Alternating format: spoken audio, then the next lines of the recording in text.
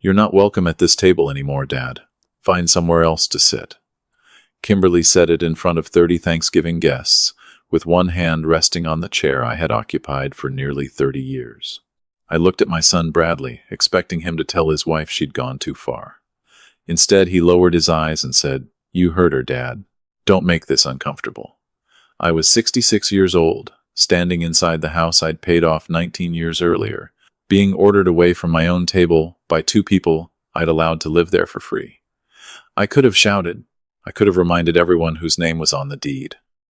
Instead, I folded my napkin, placed it beside my untouched plate, and said, "Of course." Then I walked toward the garage. Kimberly smiled as I left. She had no idea I had spent the previous 9 days waiting for her to make exactly this mistake, or what I was about to bring back into that dining room. Before I tell you what happened next, subscribe to Calm Dad Stories, and tell me in the comments where you're watching from. If you've ever had someone mistake your patience for weakness, this story is for you. My name is Walter Hendricks. For 41 years, I ran Hendricks Hardware and Supply. My late wife Marion and I bought that house when Bradley was still a boy. Every Thanksgiving afterward, Marion sat beside me at that oak table. She'd been gone 3 years by the afternoon. Kimberly decided I no longer belonged there. But this story didn't really begin at Thanksgiving. It began 18 months earlier, when Bradley called and told me his consulting business in Chicago had collapsed. "Just 6 months, Dad," he said, "until we get back on our feet." He was my only son. I told him he and Kimberly could stay with me without paying rent. The first few months were peaceful. Then little things began changing. Kimberly suggested they use the master bedroom because it had more space. I moved downstairs. Bradley needed my office for job interviews, so I gave him that too. Boxes containing Marion's things began disappearing into storage. When I objected, Kimberly would smile and say, "We're just making the house easier for everyone." I told myself they were temporary compromises. Then Bradley began collecting the mail before I could reach it. At first, I didn't think much of it. But one afternoon I watched from the kitchen window as he removed several envelopes, carried them into my old office, and closed the door. 40 minutes later, he returned my mail. Grocery advertisements. A utility bill. Nothing else. The next morning, I reached the mailbox before him. It was empty. That shouldn't have bothered me. But 41 years in business had taught me that when ordinary routines suddenly change, there's usually a reason. So I started watching. Bradley claimed he was broke, yet new business cards appeared in his wallet. Kimberly replaced her car with a BMW. Contractors began walking through my property discussing measurements nobody had asked me about. Whenever I questioned them, Bradley had an answer ready. "Just planning ahead, Dad." Planning for what? He never explained. Then, 11 days before Thanksgiving, I went into the garage looking for an extension cord. Beside the workbench sat a black trash bag. Bradley had apparently forgotten to remove. Inside were hundreds of narrow strips from my paper shredder. Most people would have thrown them away. I didn't. I carried the bag into my room, locked the door, and spent the next several hours fitting pieces together across the floor. Shortly after midnight, enough fragments finally formed a recognizable document. At the top was the name of a bank I had never contacted. Beneath it was my full legal name. I kept assembling. Then I reached the line that made my hands stop moving. Home Equity Line of Credit approved amount, $800,000. I read it 3 times. My house had been mortgage-free for 19 years. I had never applied for a loan against it. But according to the paper spread across my floor, someone had applied anyway.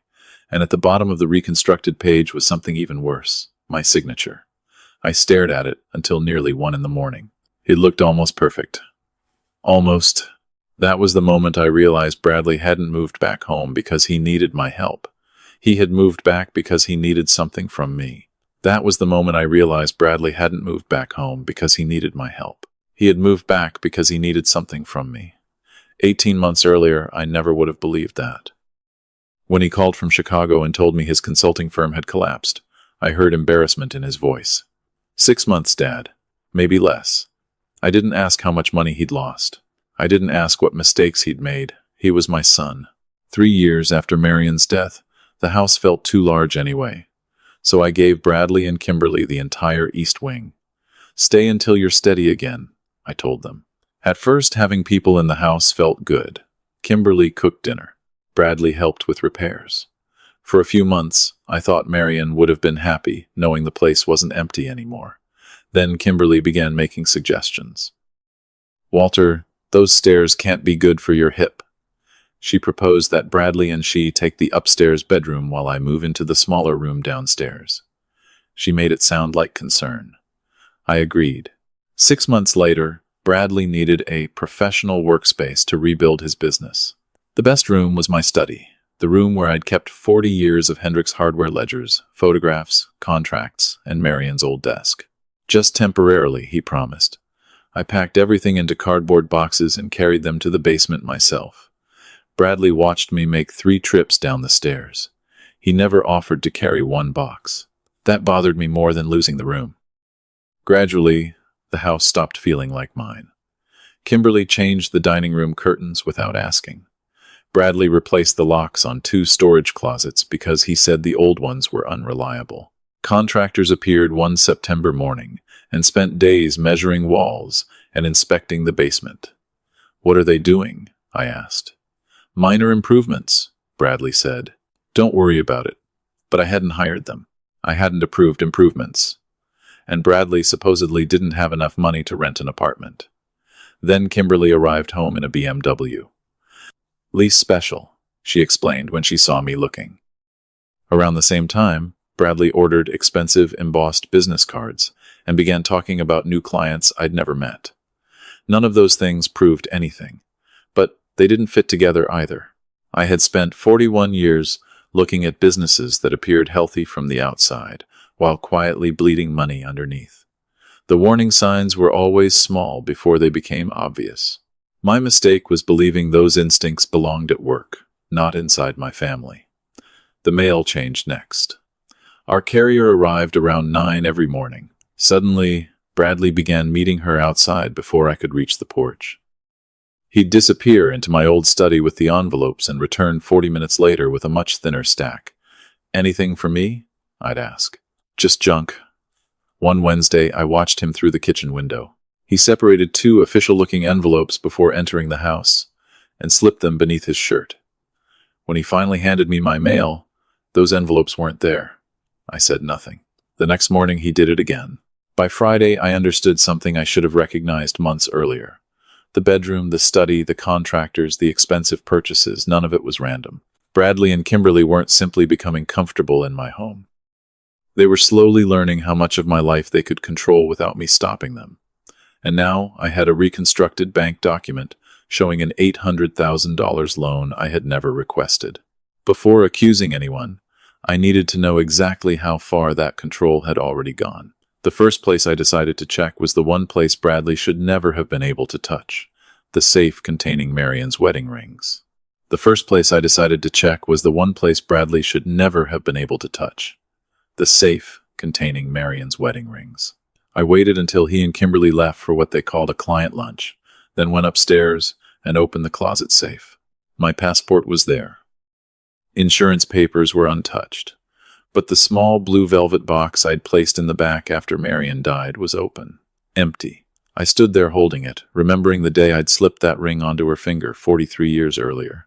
I hadn't sold it, I hadn't moved it, and nobody except Bradley knew where I kept the safe combination after he'd helped me organize emergency documents following Marion's death. I put the box back exactly as I'd found it. Anger would have been easy. Proof was harder. So I returned to the garage and examined the shredded papers again. The $800,000 approval wasn't the only document Bradley had destroyed. I found fragments of real estate listings, contractor estimates, and pages carrying my address. One piece contained the words, "Authorized, Representative," beside part of my name. Another showed what looked like a notary stamp. I couldn't reconstruct enough to understand the entire document, but one thing was obvious. Someone wasn't merely reading my mail. Someone was creating a paper trail in which I appeared to be making decisions I had never made. That explained why Bradley had become so interested in the mailbox. For the next 3 mornings, I watched him from the kitchen without confronting him. At 8:57, He stepped onto the porch before the carrier arrived. At 9:04, the mail went directly into my old study. 40 minutes later, a handful of harmless envelopes appeared on the counter. On the third morning, I deliberately asked, "Did anything come from the bank?" Bradley didn't even hesitate. "No." I nodded as though satisfied. But through the window, I'd watched him remove an envelope bearing the Cedar Falls Trust logo less than an hour earlier. That lie changed something in me. Until then, part of me had still been searching for an innocent explanation. Maybe the loan letter was some administrative error. Maybe Marion's rings had been moved. Maybe I was connecting things that didn't belong together because grief had made me suspicious. Bradley had just looked me in the eyes and lied about something I had personally watched him do. That afternoon, I checked my filing cabinet in the basement. Copies of my Social Security card and an old tax return were missing. So was a photocopy of the deed. Whoever had applied for that loan had access to almost everything needed to impersonate me. I sat at Marion's old desk and wrote down only what I could prove. Missing rings, missing identification records, intercepted bank mail, $800,000 credit approval, signature I didn't recognize as mine, 5 facts. No accusations. I had built 11 stores by refusing to make decisions from emotion, and I wasn't going to abandon that discipline because the suspect happened to share my last name. The next morning, I put the reconstructed bank letter into an envelope and drove to Cedar Falls Trust. I asked specifically for Priya Anand, the loan officer who had handled my accounts for 6 years. When she saw me, she smiled. "Mr. Hendricks, what can I do for you?" I closed the door behind me, placed the taped-together letter on her desk, and said, "Priya, I need you to tell me how someone borrowed $800,000 against my house without my permission." Her smile disappeared. She pulled up my account, read silently for several seconds, then looked at me in a way that made my stomach tighten. "Mr. Hendricks, according to this file, you didn't just apply for the loan. You gave someone legal authority to act for you. According to this file, you didn't just apply for the loan. You gave someone legal authority to act for you." Priya turned her monitor toward me. On the screen was an application for an $800,000 home equity line secured against the house. Marion and I had paid off 19 years earlier. My Social Security number was correct. My date of birth was correct. Even the estimated value of the property was close. "I never submitted this," I said. "And I never gave anyone authority over my house." Priya opened another document. Durable power of attorney. My name appeared at the top. Bradley's appeared beneath it as my authorized representative. At the bottom was a signature that looked enough like mine to fool someone who had never watched me sign thousands of checks. "That's not my signature." Priya enlarged the page. "There's more." A notary stamp appeared beside it. She searched the registration number, then frowned. "This notary office closed 8 months ago." I felt the last possibility of an innocent mistake disappear. Someone had my personal information, copied my signature, produced a false power of attorney, and used it to borrow against my home. Has any money been released? Not yet. The line is approved, but disbursement is scheduled in 11 days. 11 days. Thanksgiving was less than 2 weeks away. Can you stop it? Yes. But once I formally report the fraud, the account holder may be contacted. Don't contact anyone yet. Priya studied me. "Mr. Hendricks, if someone is impersonating you, I need to know whether this is the only thing they've done." She understood immediately. We agreed to freeze any outgoing disbursement quietly, while she preserved copies of the application, access logs, uploaded identification, and the forged power of attorney for fraud review. Before leaving, I asked one more question. Where was the application submitted from? Priya checked the file. Online. The authentication came through an email address added to your profile 5 months ago. She read it aloud. I didn't recognize the address, but I recognized the recovery phone number, Bradley's. I drove home without turning on the radio. By then, I no longer needed to ask whether my son was involved. I needed to know why. $800,000 was too much money for groceries, a BMW lease, or restarting a consulting business. Bradley was trying to solve a problem he had never told me existed. When I reached the house, his car was gone. I went directly to the basement and returned to the bag of shredded documents. This time I knew what I was looking for. I separated every fragment containing numbers, addresses, company names, or banking language. After 2 hours, I reconstructed pieces of contractor estimates and real estate listings from other states. One fragment contained the words, "Final, payoff." Another showed $450,000 beside a company name I had never seen before. I wrote it down. Then the garage door opened upstairs. Bradley and Kimberly were home. I swept the fragments into a box and hid it behind Marion's old Christmas decorations. At dinner, Bradley acted perfectly normal. "How was your day, Dad?" "Quiet." "Go anywhere?" I took a sip of water. "Hardware store." He nodded and returned to his food. Kimberly asked whether I'd remembered to take my cholesterol medication. There was something different in the way she watched me now, not affection, not concern. Assessment. I deliberately paused before answering. "I think so." She glanced at Bradley. It lasted less than a second, but I caught it. That night, I lay awake thinking about the forged loan, the missing rings, the $450,000 figure, and that glance across the dinner table. They weren't merely taking money. They were watching me for something. The next morning, Bradley and Kimberly left together. I went into the garage, opened the cabinet above my workbench, and pulled out an old lockbox containing Marion's insurance inventory. Her jewelry appraisal was inside. I called the jeweler, listed on the paperwork, and then 3 local pawn shops. The 4th call changed everything. The owner asked me to describe the rings. When I finished, he became quiet. "Mr. Hendricks, I think I know exactly where your wife's wedding set is." "Mr. Hendricks, I think I know exactly where your wife's wedding set is." I gripped the phone tighter. The pawn shop owner asked me to come in with identification and the appraisal. 40 minutes later, he placed a photograph on the counter. I recognized Marion's rings before he finished turning it toward me. Her wedding band had a tiny scratch beside the setting from the summer she'd caught it on our garden gate. "Who brought them in?" I asked. He checked his records. "A woman." Then he showed me the identification used for the transaction. Kimberly Hendricks. I felt something inside me go very still. Those rings had stayed in my safe for 3 years because I couldn't bring myself to move them. Kimberly had turned them into collateral without asking me. "Don't contact her," I said. "Please preserve everything exactly as it is." I photographed the transaction record and left the rings there. Bringing them home immediately would tell Kimberly I knew. I needed her confident, not frightened. From the parking lot, I called Priya. She had already found more problems in the loan file. The forged power of attorney had been uploaded with copies of my driver's license, tax records, and deed, the same documents missing from my basement cabinet. More importantly, the application listed Bradley as the person authorized to receive information and direct disbursements. "Can you keep the money from moving?" I asked. "I've placed an internal fraud hold," Priya said. "Nothing leaves without additional review." "Will Bradley know?" "Not unless he tries to access it." That bought me time. I asked her to preserve every login record, document, timestamp, and account change connected to my name. "Walter," she said carefully, "you should consider the police." "I will.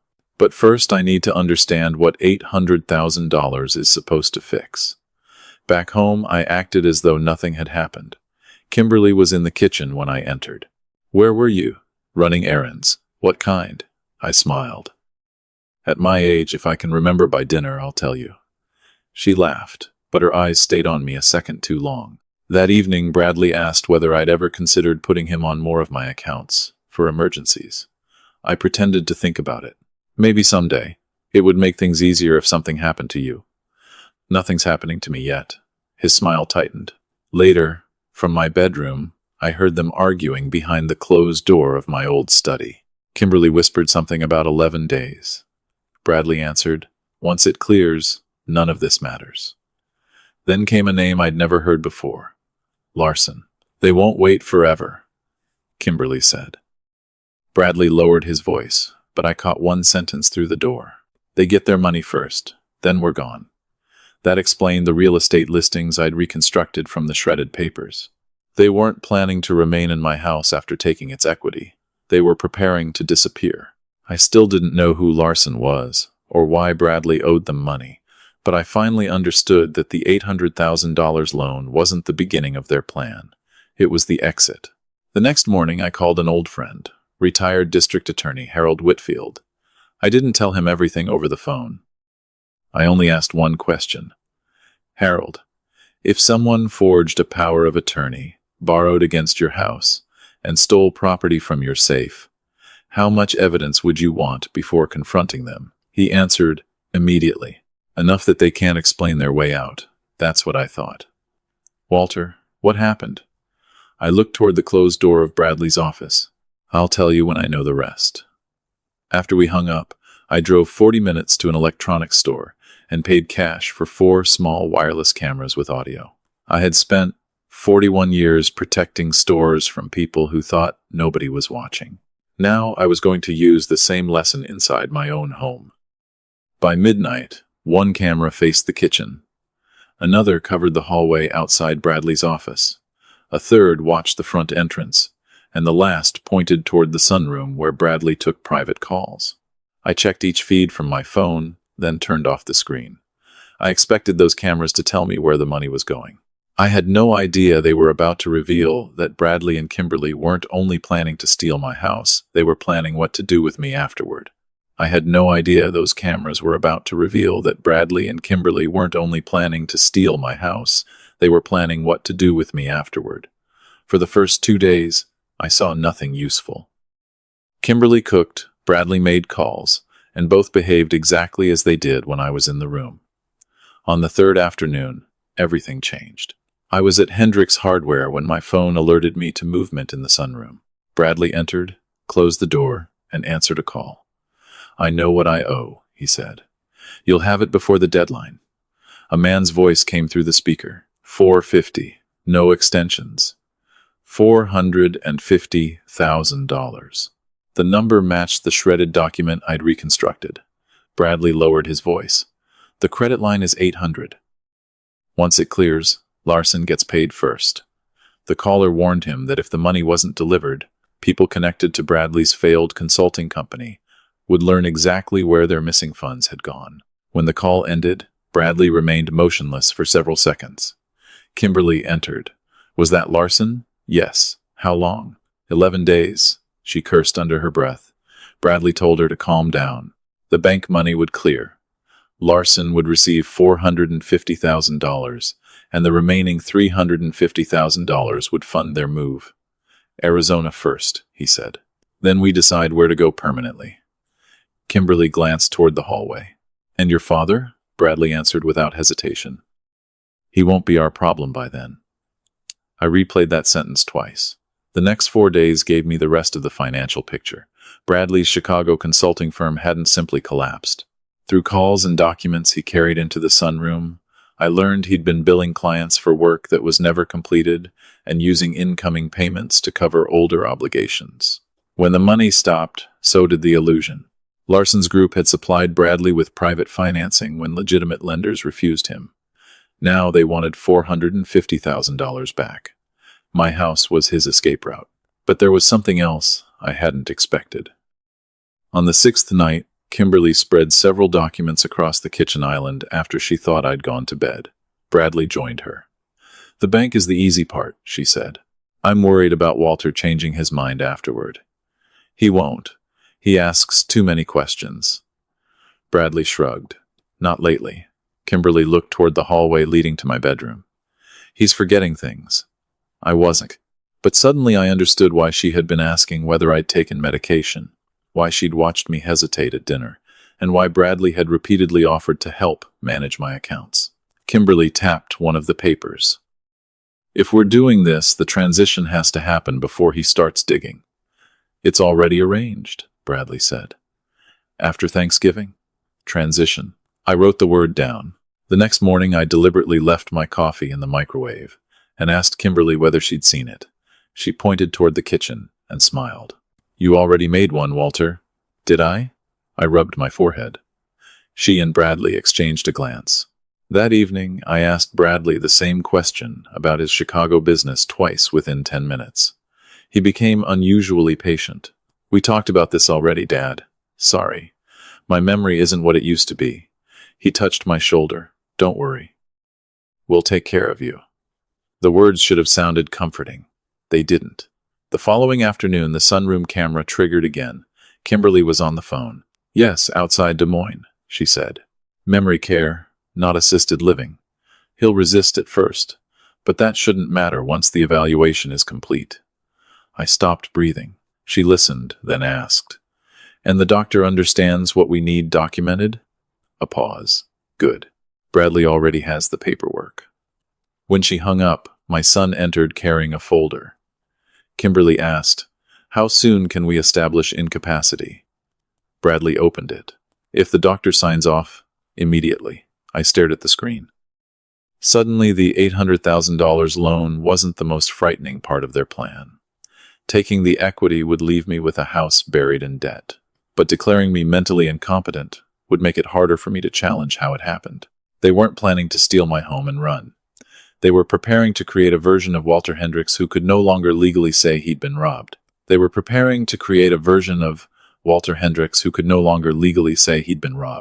I watched the recording again that night, this time listening to every word instead of letting anger fill the gaps. Kimberly had mentioned a memory care facility outside Des Moines.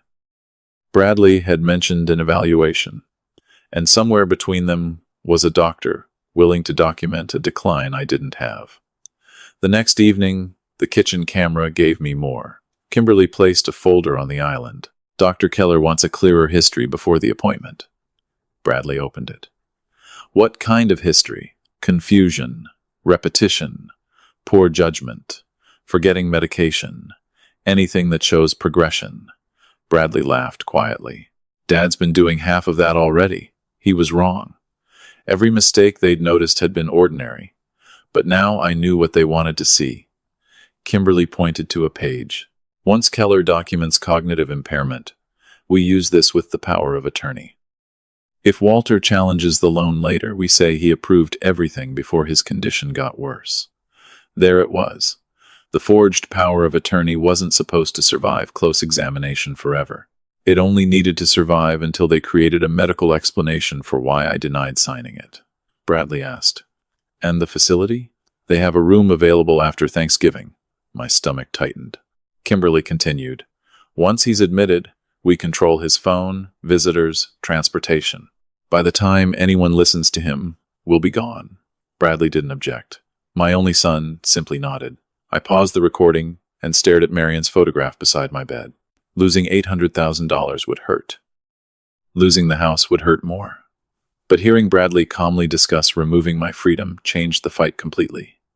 This was no longer about property. They intended to make my own voice legally worthless. The following morning, I gave them exactly what they wanted.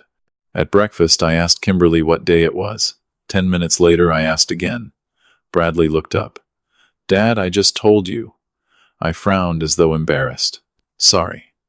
That afternoon, I deliberately left my keys in the refrigerator. Kimberly found them and immediately called Bradley into the kitchen. I pretended not to notice their glance. At dinner, my hand shook slightly while pouring water. Are you feeling okay? Kimberly asked. Just tired? She smiled with the gentleness people use around someone they already consider helpless. The more convincing I became, the less careful they were. 2 nights later, the sunroom camera captured Bradley calling the facility. Yes, I'm his son. He doesn't understand how bad it's getting. He paused. Thanksgiving weekend would be ideal. Then he asked whether residents were allowed personal phones during the first assessment period. The answer apparently pleased him. After the call, Kimberly entered. Once he's there, how fast can we leave? As soon as Larson is paid. And if Walter tells someone about the loan? Bradley smiled. Who's going to believe a confused 66-year-old who can't remember where he puts his keys? I stopped the recording. That sentence removed the last hesitation I had about what came next. I called Priya first. Keep the $800,000 frozen, but don't alert Bradley. Then I called Harold Whitfield. This time, I told him everything. The forged power of attorney, Marion's rings, the loan, Larson, the cameras, Dr. Keller, and the memory care plan. Harold was silent for several seconds. Walter, don't confront them. I wasn't planning to. Good. Preserve every recording in more than one place. I'll start making calls. How much do we have? Enough to protect you. But if you want to prove conspiracy rather than just attempted fraud, let them keep talking. That was exactly what I intended to do. Thanksgiving was 6 days away. Bradley and Kimberly believed they had 6 days to finish turning me into a helpless old man. For those 6 days, I became one. I repeated questions. I misplaced harmless objects. I let Bradley explain simple things twice. Every performance made them more confident, and confidence made them careless. On the 4th night, Kimberly looked at Bradley across the kitchen and said, "By next week, this house won't be Walter's problem anymore." Bradley smiled. Neither will Walter. I saved the recording, closed my phone, and looked at the calendar. 2 days until Thanksgiving. 30 relatives and friends would be sitting inside my house. Bradley and Kimberly believed that dinner would be the final celebration before they took everything. I decided it would be the last time they ever mistook my silence for surrender. With 2 days left before Thanksgiving, I stopped trying to catch Bradley and Kimberly doing more. I already had enough. What I needed now was to make sure they didn't realize it. At breakfast, I poured coffee into my cereal bowl. Kimberly rushed over. "Walter, what are you doing?" I stared at the bowl as though confused. I thought this was my cup. Bradley watched from across the table. "Dad, maybe we really should have someone evaluate you." I lowered my eyes. "Maybe you're right." That answer relaxed both of them immediately. An hour later, I called Harold from the parking lot behind my oldest hardware store. He had spent the previous 4 days reviewing copies of the forged power of attorney, the $800,000 loan application, pawn records for Marion's rings, and the recordings from my cameras. "The bank fraud is documented," he said. "The identity theft is documented. And their conversations about the facility make the intent difficult to explain away. What about Thanksgiving? If they continue with the plan, we let them establish it themselves." Harold had already spoken with investigators. Priya had preserved every banking record and kept the credit line frozen without notifying Bradley. Then, Harold gave me another piece of information. He'd traced the name Larson. Bradley owed $450,000 to a private lending group connected to his failed consulting business. The deadline was Thanksgiving weekend. "So, that's why he's desperate," I said. "Partly," Harold replied. "But desperation doesn't explain what they're doing to you." He was right. Debt might explain stealing money. It didn't explain stealing a man's legal independence. Before hanging up, Harold asked exactly what I wanted. I looked through the windshield toward the first Hendrix hardware sign I'd installed 36 years earlier. "I want them to believe Thanksgiving is going exactly according to plan." That afternoon, I deliberately asked Bradley whether Marion was coming for dinner. He froze. His mother had been dead 3 years. "Dad, Mom's gone." I stared at him, then covered my face. "Of course. I'm sorry." He put a hand on my shoulder, but the moment he left the room, I checked the hallway camera. Bradley went straight to Kimberly. "It's getting worse," he whispered. Kimberly smiled. Perfect timing. Those 2 words told me everything I needed to know. Thanksgiving morning arrived cold and clear. By noon, cars filled the driveway. 30 relatives, neighbors, and family friends entered the house carrying pies, casseroles, wine, and flowers. Kimberly behaved like the hostess. Bradley poured drinks from behind my kitchen counter. I moved slowly among the guests, letting my hand tremble whenever either of them was watching. Several relatives asked whether I was feeling well. Kimberly answered before I could. "Walter's been having some memory issues." There it was, the story they wanted witnesses to remember later. I simply smiled. At 3:42, my phone vibrated once in my pocket. A message from Harold. "Ready." I deleted it. Dinner was called 20 minutes later. Everyone moved toward the oak table Marion and I had bought 3 decades earlier. My chair waited at the head, exactly where it had always been. I walked toward it. Kimberly reached it first and placed her hand firmly across the back. Conversations began dying around us. "Walter," she said, loud enough for everyone to hear, "Bradley should sit here now." I looked at my son. He didn't move. "That's my seat," I said quietly. Kimberly's expression hardened. She had spent weeks convincing herself I was too weak to resist anything. Now, she decided to prove it in front of everyone. She leaned closer, but made sure the room could still hear her. "You're not welcome at this table anymore, Dad. Find somewhere else to sit." 30 people went silent. I looked at Bradley one last time. He lowered his eyes. That was all I needed. I folded my napkin, placed it beside the empty plate, and stood. Of course. Then I turned toward the garage. Behind me, Kimberly began explaining that I was having a difficult day. I didn't look back. My phone was already in my hand. By the time I reached the garage door, I had only one thing left to do: give Harold the signal. By the time I reached the garage door, I had only one thing left to do: give Harold the signal. I opened my phone and typed 2 words: "Come in." Then I picked up the folder from my workbench and waited. Less than a minute later, headlights swept across the garage windows. Through the wall, I could hear Kimberly talking to our guests. "Walter's been confused lately. We're trying to make this transition easier for him." Transition. She was already building her explanation. I opened the side door. Harold Whitfield stood outside with 2 officers and 2 men I didn't recognize. "Ready?" he asked. "I've been ready for 18 months. We entered through the kitchen. Conversation stopped as soon as people saw the uniforms. Kimberly rose from my chair. Bradley's face changed when he recognized Harold. "Dad, what is this?" I walked to the head of the table and placed the folder beside his plate. "You wanted me somewhere else. I went and got company." Harold stepped forward. "Bradley Hendricks?" One of the 2 unfamiliar men placed an envelope on the table. "Your outstanding obligation is $450,000. The deadline has passed." Bradley stared at him. Kimberly whispered, "Larson?" That single word told every person in the room she knew exactly what this was about. Bradley immediately turned to me. "Dad, you don't understand." "Then explain it. This has nothing to do with you." I opened the folder and removed the reconstructed Cedar Falls trust letter.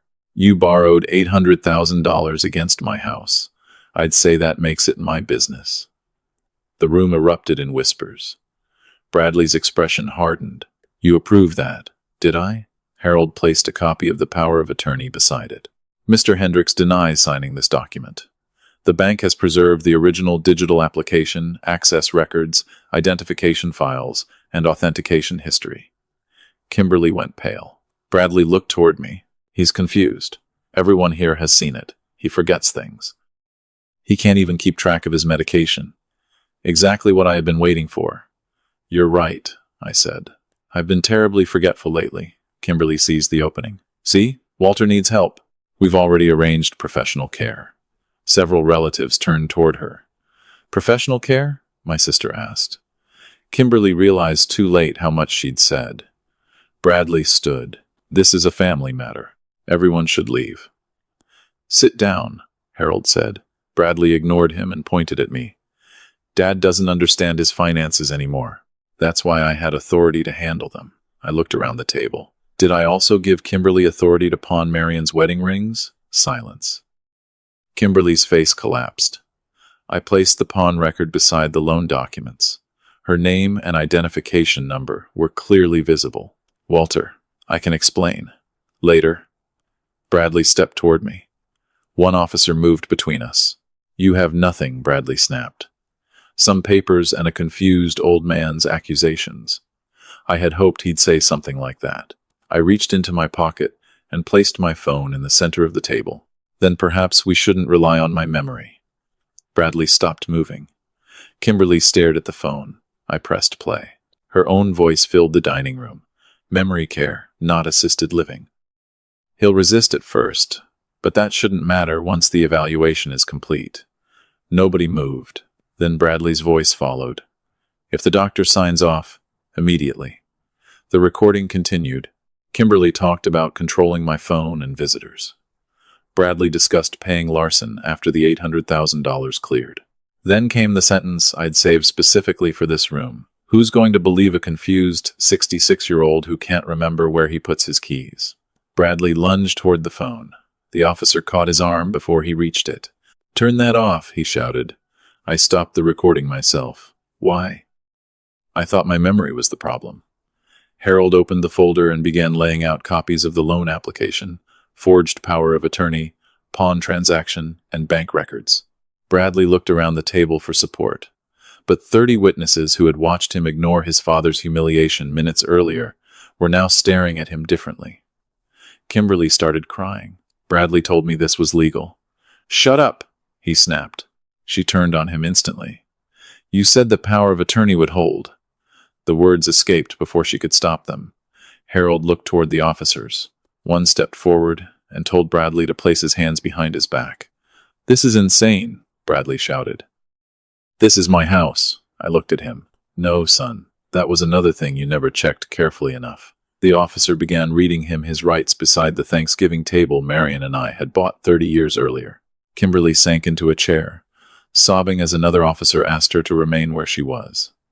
I didn't feel victorious. I felt tired. Then Bradley looked at me with pure hatred. "You planned this." "No," I said. "I discovered what you planned." He was led toward the front door while every guest watched. But just before Harold followed him, he leaned toward me and spoke quietly. "Walter, don't celebrate yet. We found something in Bradley's financial records this morning that you need to see." "Walter, don't celebrate yet. We found something in Bradley's financial records this morning that you need to see." Harold waited until the last Thanksgiving guest had left before opening his briefcase. The house was finally quiet. My chair stood empty at the head of the table. "What did you find?" I asked. Harold placed 3 documents in front of me. Bradley hadn't only used my house to cover his $450,000 debt. Investigators had found preparations to move the remaining money through accounts connected to his failed consulting business, then leave the state with Kimberly. But one document mattered more than the others. A draft admission form for the memory care facility. My name was already typed across the top. Admission date: the Monday after Thanksgiving. "They weren't waiting for an evaluation?" I asked. Harold shook his head. It appears the outcome had already been decided. I stared at Bradley's signature beneath the form. 4 days. That was how close I'd been to losing control of my home, my money, and perhaps my freedom.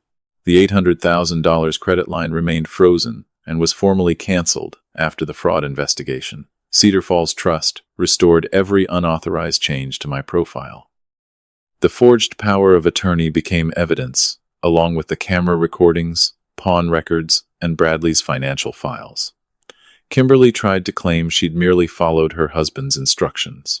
Bradley blamed the debt. Neither explanation changed what the documents showed.